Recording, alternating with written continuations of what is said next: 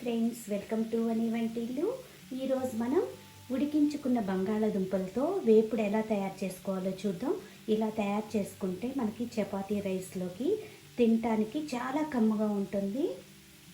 ఇలా 4 బంగాళదుంపల్ని ఉడికించుకుని పైన పొట్టు తీసుకోండి. దీన్ని ఇప్పుడు పక్కన పెట్టుకుని స్టవ్ ఆన్ చేసుకుని ఒక బాండీలో 2-3 స్పూన్ల ఆయిల్ వేసుకోండి.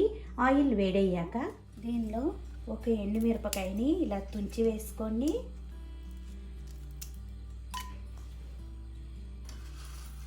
ఈ బంగాళదుంప వేపుడికి కొంచెం పప్పులు ఎక్కువగా ఉంటే బాగుంటుంది. ఇట్లా శనగపప్పు, మినపప్పు, ఆవాలు, జీలకర్ర వేసుకుని వేగనివ్వాలి. తాలింపు వేగాక ఒక 2 ఉల్లిపాయల్ని ఇలా చీలికలుగా కోసుకోండి. ఇప్పుడు ఈ ఉల్లిపాయ ముక్కల్ని దీనిలో వేసుకోవాలి.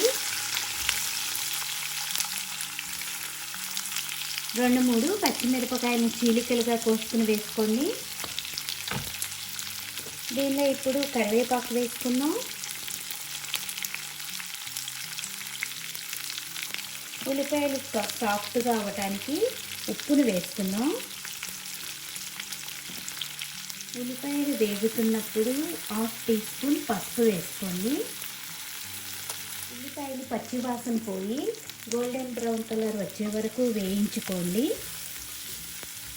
ఇలా వేగుతున్నప్పుడు దీనిలో అల్లం చిన్నిపాయ పేస్ట్ వేసుకోవాలి. 1/2 టీ స్పూన్ అల్లం వెల్లుల్లి పేస్ట్ వేసుకోండి.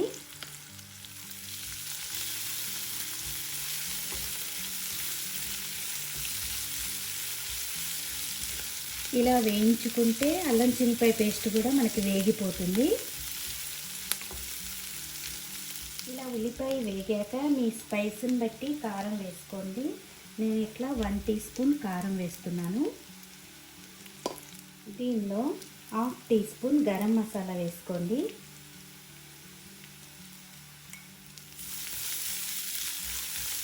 ఈ మసాలా ఒక్క నిమిషం వేగాక ఉడికించుకున్న బంగాళదుంపని ముక్కలుగా కోసుకుని దీనిలో వేసుకోవాలి.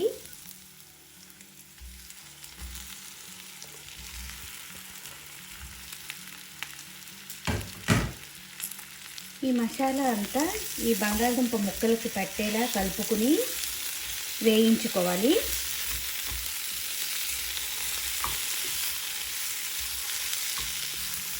ఉప్పు టేస్ట్ చేసుకుని ఉప్పు పడితే కొద్దిగా ఉప్పుని వేసుకోండి. 4 నిమిషాల పాటు ఈ బంగాళదుంపని ఇలా తిప్పుకుంటూ వేయించుకుంటే ఈ మసాలా ఉప్పు కారాలన్నీ కూడా ఈ బంగాళదుంప పీల్చుకుని మనకి కూర టేస్టీగా రెడీ అవుతుంది.